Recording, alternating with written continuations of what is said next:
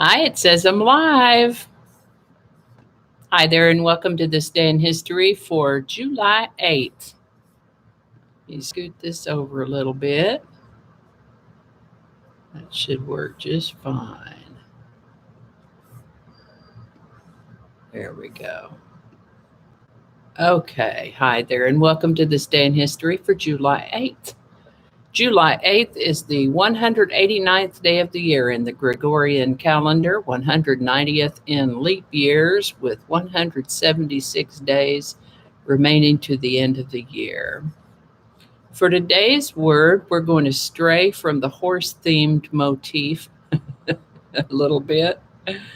Today's word is Oakley, which presents as a noun, meaning a complimentary ticket or pass.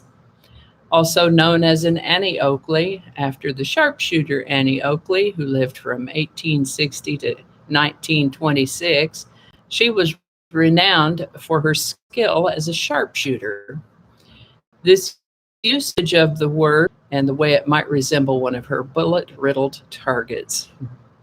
Earliest documented use of the word Oakley in this context is around 1910.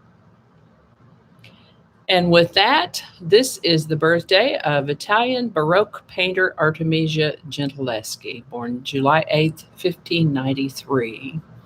It is unusual to find a female creative, especially from this time period, but her dad was a painter, so she had early exposure to art.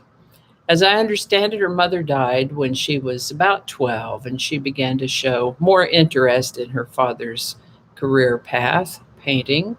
Her father followed the style of Caravaggio, whose work employs dramatic use of lighting, and like father, like daughter, Artemisia painted that way too.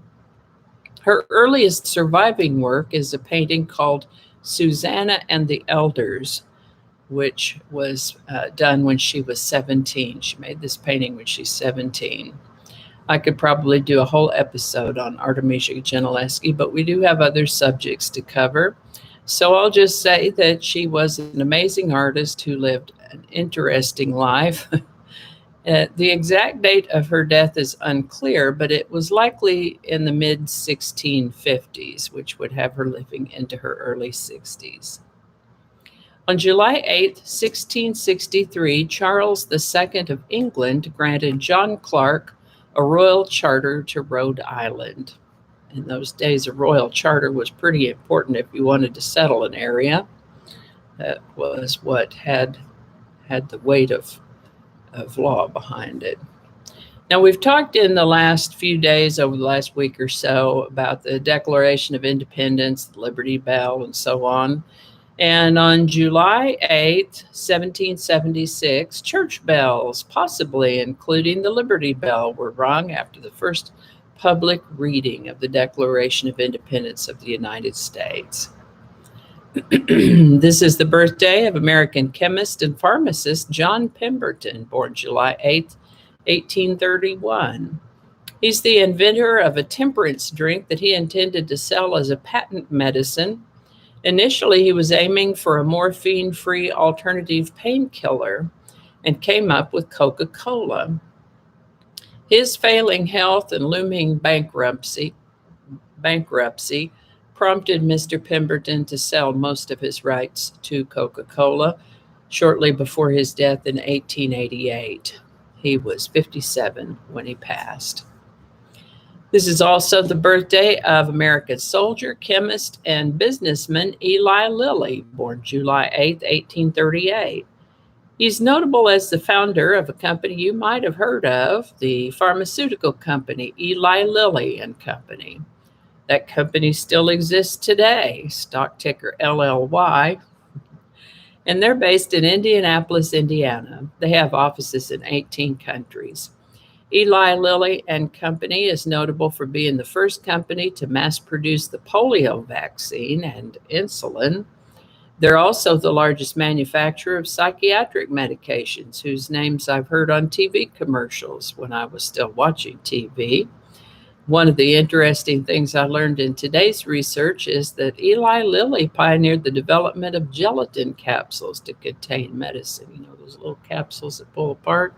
You can get empty capsules at the health food store to put herbs in, those little gelatin capsules. He pioneered the development of those little things, and also fruit flavorings for medications. Eli Lilly, the man, lived to the age of 59. This is the birthday of Swiss American psychiatrist Elizabeth Kübler Ross, born July 8, 1926. She's best known for her book On Death and Dying, where she explains the concept of the 5 stages of grief, which are denial, anger, bargaining, depression, and acceptance. She lived to the age of 78.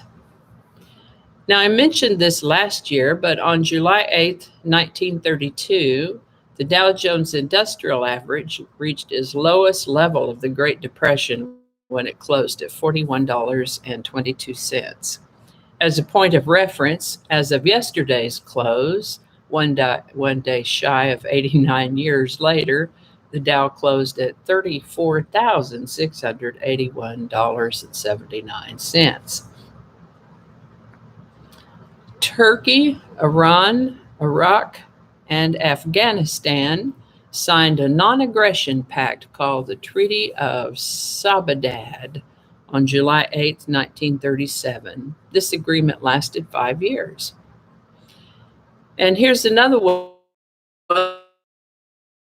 that I mentioned last year, but it never on July 8, 1947, reports were broadcast that a UFO had crash landed in Roswell, New Mexico, in what came to be known as the Roswell Incident.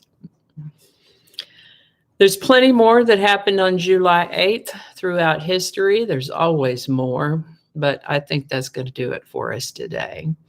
I hope you learned something that you didn't know before. I know I sure did.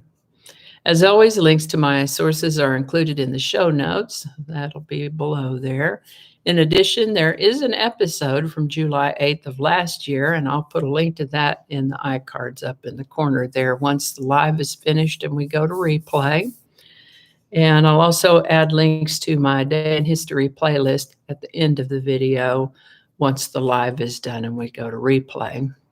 Thank you so much for watching. Give it a like if you enjoyed this video. Consider subscribing if you haven't already. Feel free to share this video with a link in your email, messaging, or social media. Thanks again, and I'll see you next time. And now we go look for the thank you very much button. And thank you very much. Have a beautiful day.